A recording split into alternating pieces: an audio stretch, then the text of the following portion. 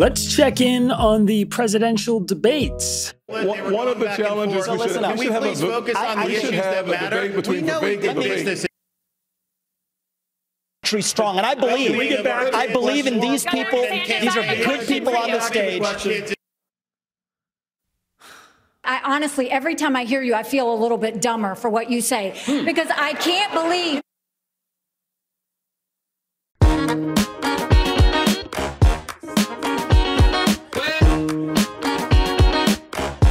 Hey everybody, I am Isaac Stahl and welcome to the Tangle YouTube channel. Today, we're going to revisit last week's Republican debate with an eye toward improving how things might go, because clearly what we have is not working. Presidential debates are awful. They are difficult to watch, they're hard to fact check, we don't learn much, and it's rare that they're actually helpful. Today we're going to talk about how to fix them. In case you missed it, 7 of the candidates vying for the Republican presidential nomination last week spent a lot of time screaming over each other, cross-talking, making stuff up. I don't know what we're yelling about! And trying to hammer each other with bizarre critiques, like when we somehow ended up talking about the cost of Nikki Haley's curtains. That doesn't make sense. In August, I explained a few ways I would improve the debates. I'd always have a mic cut trigger, and I'd use it liberally. I would ask much more specific questions and stop trying gotcha questions. I'd make many more straight up policy questions, and I'd make the candidates say some nice things about each other. I like your shirt. Thank you. This was nice. Finally, and perhaps most importantly, I'd stop letting the candidates just get away with non-answers. To highlight how all of this might work in practice, I want to take a look at a few moments from the debate and then share what I'd do differently as a moderator or a producer. Let's start with this one. Vice President Pence, the Department of Homeland Security warns that violence against LGBTQ+ people is on the rise and intensifying. According to a recent study, members of that community are 9 times more likely to be victims of violent hate crimes. As president, how would you protect this community from violent attacks and discrimination? Well, as President of the United States, I'll stand up for the safety and the civil liberties of every American, from every background. And I want the American people to know that. But I want to answer the question as well, Dana, that you just asked Doug Burgum.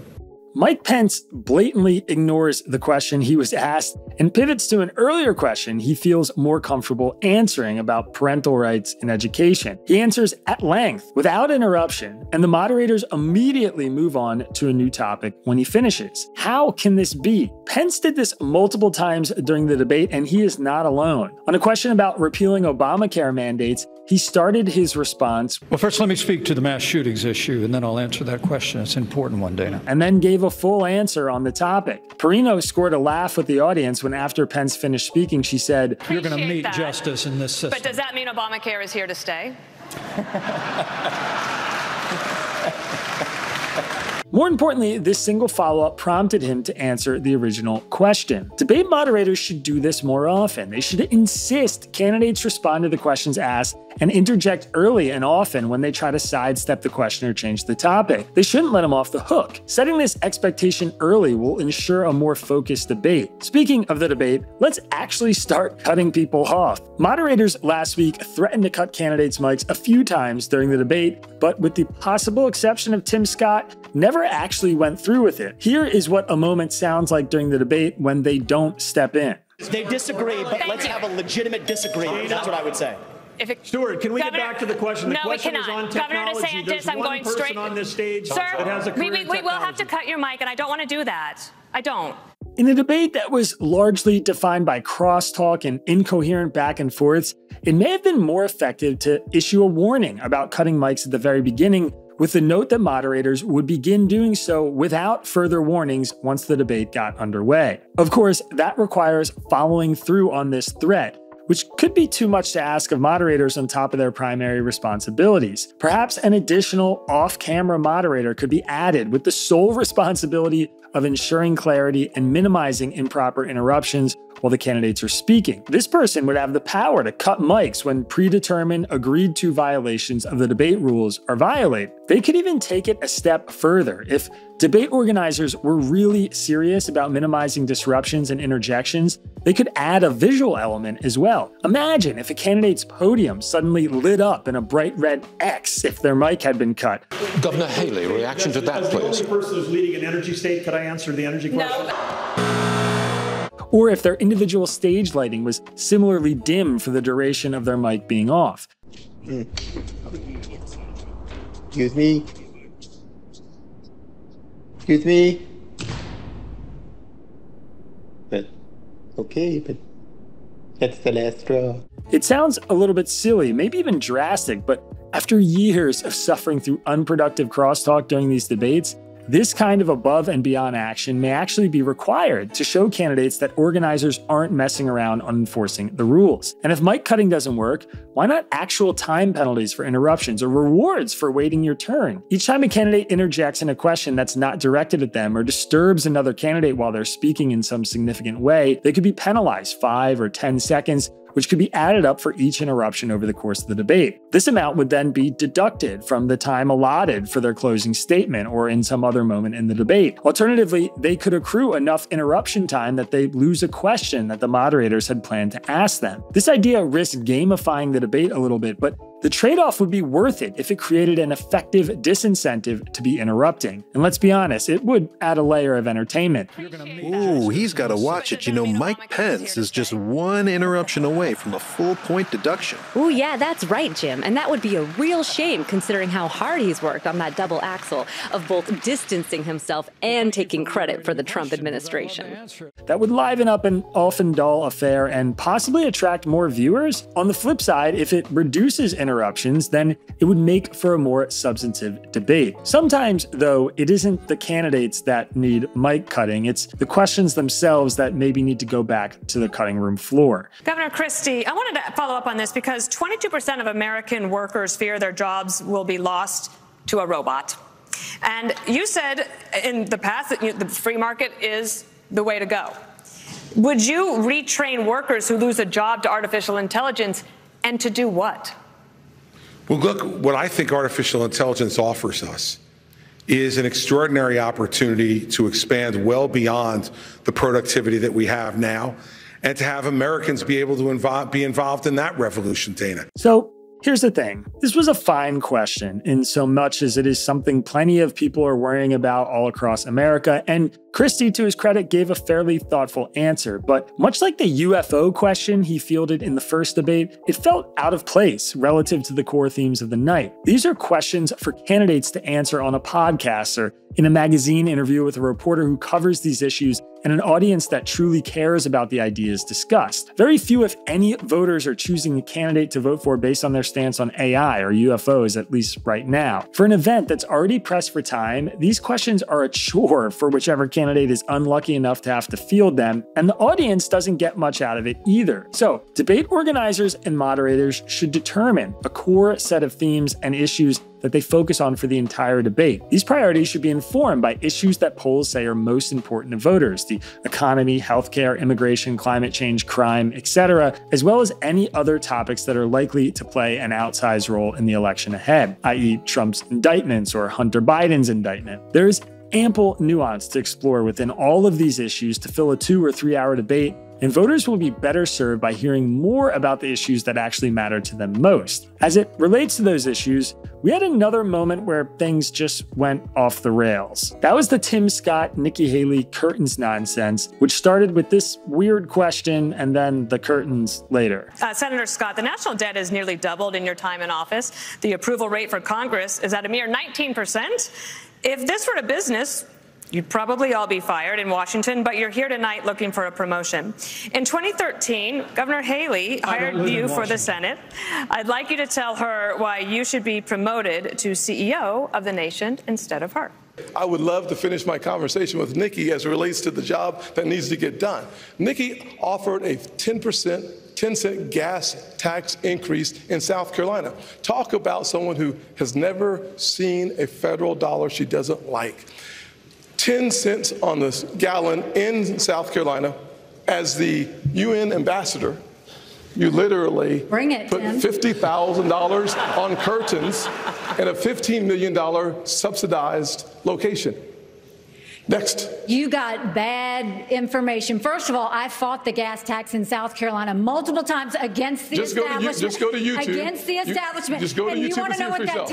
The moderators were trying to pit the two South Carolinians against each other by asking Tim Scott to tell Nikki Haley why he deserves to be president over her. The exchange left Haley with the chance to respond, giving her the last word. This meant Scott would have to come at her later to show that he could win the war of words with Haley. Since, if we're honest, the two are relatively close on policy, Scott had to get down in the mud and search blindly for something to attack Haley with. So, curtains, really? I doubt anyone watching this had their estimation of either candidate go up from this exchange. First, this question shouldn't have been framed in this way in the first place. Why make Scott explain himself to Haley? Why not to the voters? Second, why would Scott indulge in this charade? Why not say, I'll tell her what I'll tell all of you, then just go into his stump speech? I understand that the moderators wanted to pit candidates against each other. Personally, I wish there was more time spent on places where they actually agreed, which is really another way to find out how different candidates really are from each other. But if you're hell-bent on pitting them against each other, there's a better way to do that. Ask about policy questions that they actually disagree with. The frustrating thing here is that these two do have something they disagree over, and it's a really important issue, which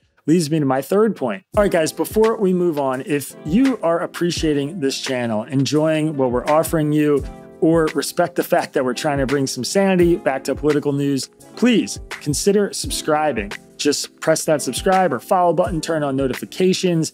Make sure you're supporting the channel by telling YouTube that you like what we're doing.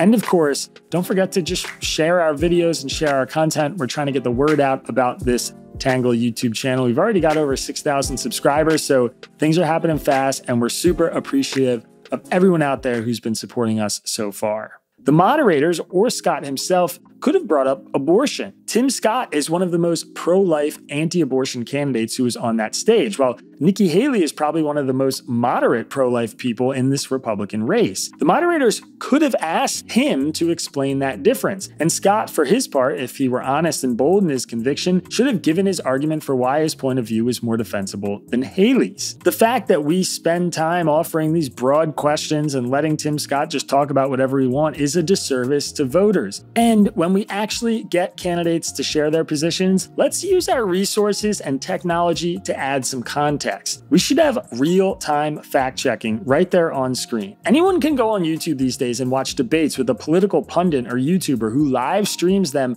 and shares fact checks and commentary in real time. Well, the YouTubers who do this are often pretty partisan. It's a genuinely helpful service that one person in a room with a computer is pulling off, yet somehow the networks aren't doing this. Take a look at this exchange where the facts actually really do matter. So, the first thing I'll say is what I saw at the United Nations is energy security is national security. We need a president that understands we have to partner with our producers and make sure that we have their backs. What you don't need is a president who is against energy independence. Ron DeSantis is against fracking. He's against drilling. He's been against... You did it. He always talks about what happens on day one. You better watch out, because what happens on day two is when you're in trouble. Day two in Florida, you banned fracking, you banned offshore drilling, you did it on federal lands, and you took green subsidies that you didn't have to take. Governor DeSantis, you were mentioned. You have the right to respond. 30 seconds. Yeah.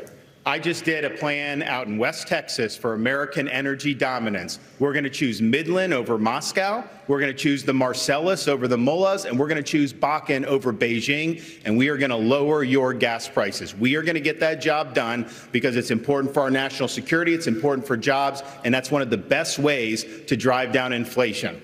Governor DeSantis, Governor DeSantis, that's the only answer to that, because it's ridiculous. DeSantis, this question is for you. Our voters enacted a constitutional amendment banned it before they doesn't voted. allow. No, it's not true. You banned it before they voted, Nikki, and not only that, fracking wasn't. They didn't vote on fracking. She's totally wrong. They voted it in. That's what we did. And Haley is right. People should check it. If the network was moving quickly, it could pull up the context from Haley and explain the context of this attack. DeSantis did promise to ban fracking while running for governor in 2018, and also promised to stop offshore drilling. Voters backed him and rejected offshore drilling and voted on a referendum to ban it right after he got into office. Then DeSantis signed an executive order that told state officials to take necessary steps to oppose fracking. A basic fact check, DeSantis did run on banning fracking and offshore drilling in 2018, and voters did pass a referendum to ban offshore drilling the day he got into office, would add a ton of context and probably tilt the exchange toward Haley, who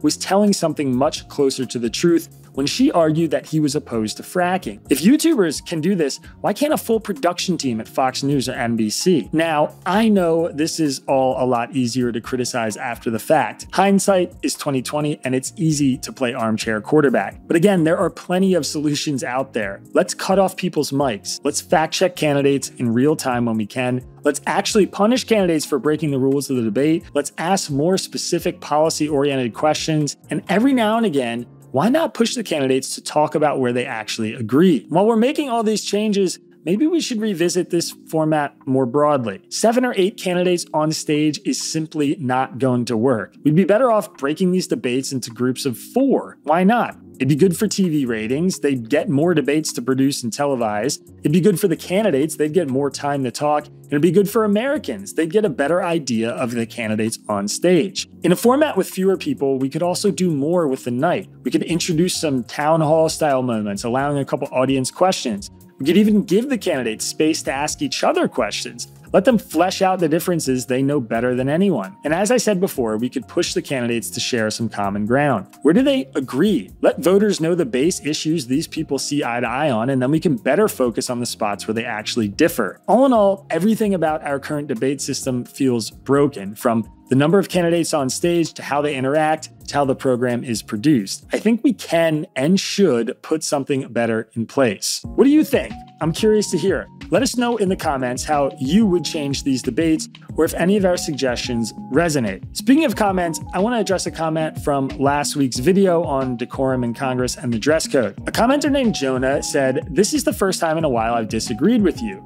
We are a physically and psychologically diverse populace, and dress codes are enforced subjectively.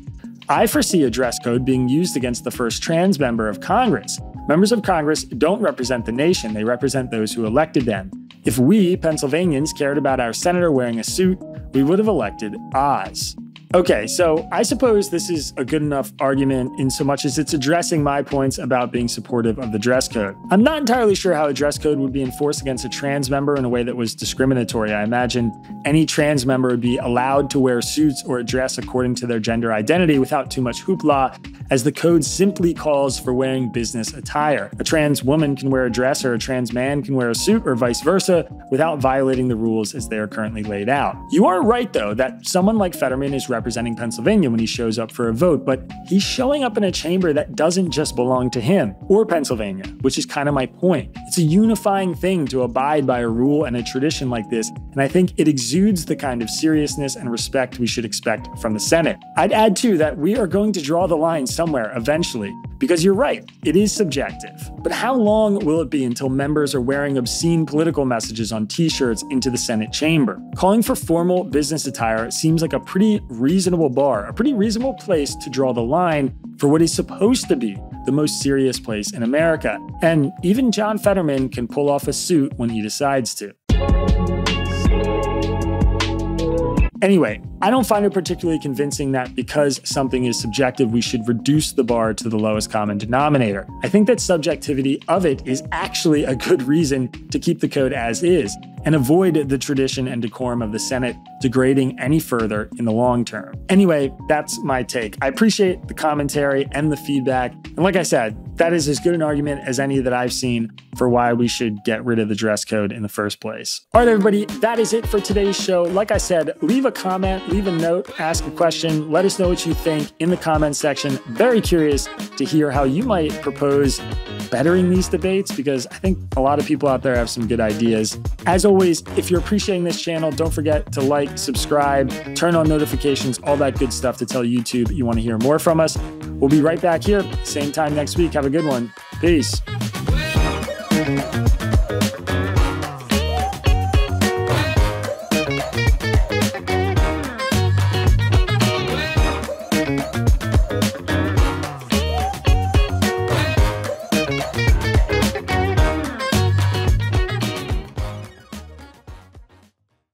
The presidential debates suck. No, I can be more sophisticated than that.